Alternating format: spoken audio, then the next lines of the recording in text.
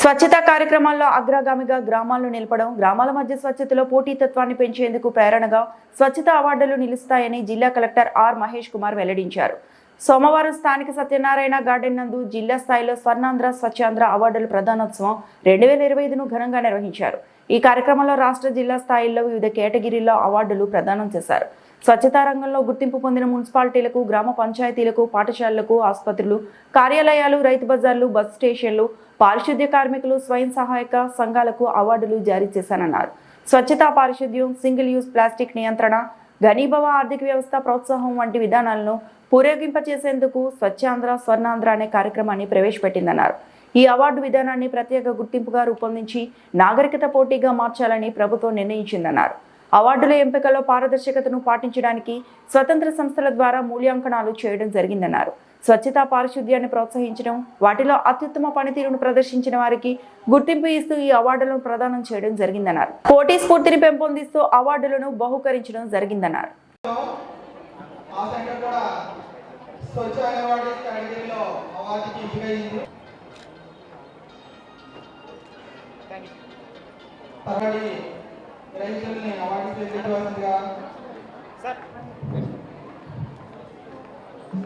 స్వచ్ఛ bus station ఈ కేటగిరీలో గౌరవ కలెక్టర్ గారితో కలిసి అవార్డు అందజేయవలసిందిగా ప్రభుత్వ కార్యాలయ అధికారులను వేదిక మీదకు ఆహ్వానిస్తున్నాం.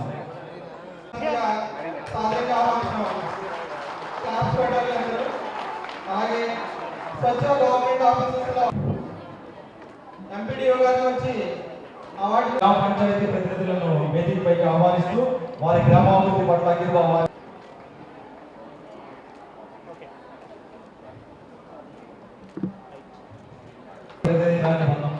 ప్రతి రోగి, ప్రతి సందర్శకుడికి ప్రస్తుతమైన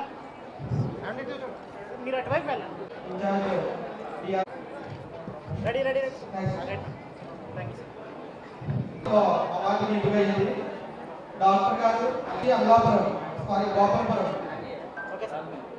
అలాగే స్వచ్ఛ స్టూడెంట్ కేటగిరీలో community health care centre. So next category మనకి స్వచ్ఛ రాష్ట్రం.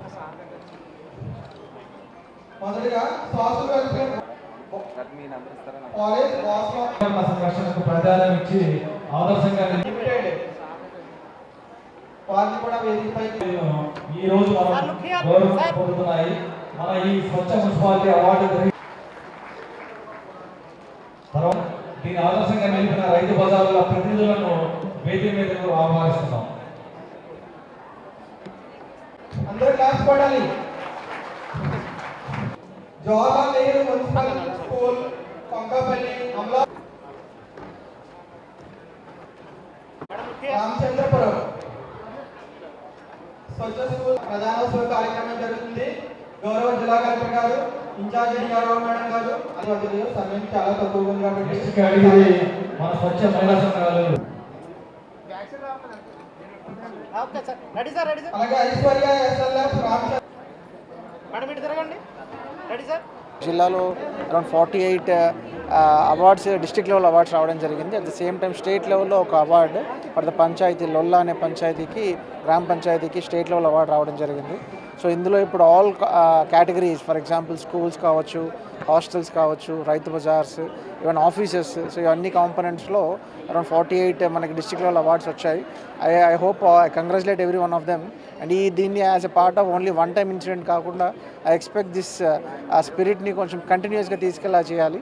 So I would request all the concern participants and municipal commissioners and Panchayati Raj staff ఇదే విగర్తో పనిచేయాలి. అట్ ది సేమ్ టైం మనకి ఇక్కడ లోకల్ ఇష్యూస్ చాలా ఉన్నాయి regarding solid waste and liquid waste management. So అందులో డెఫినెట్గా we're trying to get some good ideas into it. అవన్నీ కూడా క్లియర్ చేసి విల్ గో హెడ్.